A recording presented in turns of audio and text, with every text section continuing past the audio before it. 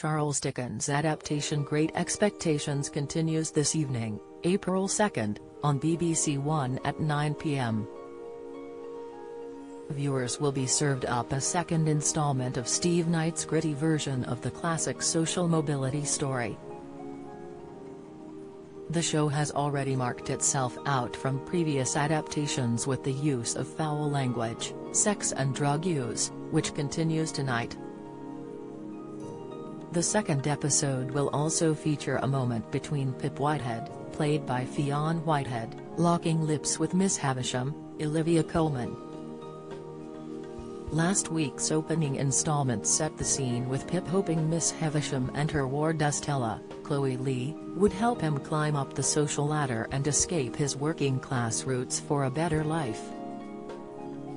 Miss Havisham and Estella's cruel lessons continue as the jilted bride presses forward with her sick fantasy upon Pip to punish him and all mankind for being left at the altar by her fiancé. Speaking to media including Express.co.uk at a recent screening, Olivia said her co-star Fionn was terrified. She went on to say, "It's going to sound weird but that was lovely to do. It was totally not what I'd imagined and that's partly why when I read everything I was so drawn to it. I always imagined she was so much older but when you work it out, she was jilted in her early 20s and 18s or 20 years later she hasn't aged well but she's still watching sexual tension playing out." Olivia added, "And I loved that Stephen goes there with that stuff. I love the fact that she's so mortified when he looks so horrified. On the cheek. I loved it. You gave us so many things to play with," she told Stephen. Fionn also reflected on a moment, which saw Miss Havisham give Pip opium to sell for money after the kiss. He said, "I think it was so grimy that she gives him a form of currency after this, kind of kisses him and then here you go and sends him on his way." The Dunkirk and Black Mirror star said this moment was indicative of the whole relationship and praised the creepy moment as interesting. Fionn also admitted he scared himself less after landing the role and watching some other adaptations of Great Expectations. Addressing how he gave Great Expectations a new lease of life, Peaky Blinders creator Stephen said he hadn't gone out of his way to change the source material.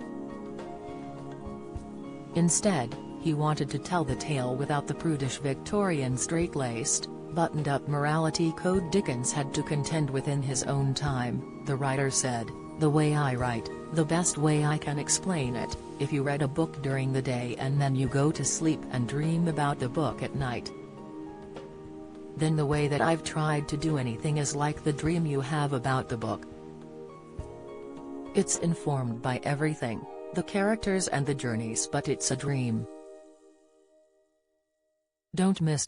Paul O'Grady's friend Linda Thorson details star's final moments. Update. The repair shop's Susie Fletcher opens up on heartbreaking scene. Interview. GB News row erupts over King Charles snubbing spoiled brat Harry. Latest. While the show has attracted criticism, Stephen researched the time period and tried to give his version of Great Expectations more gritty realism.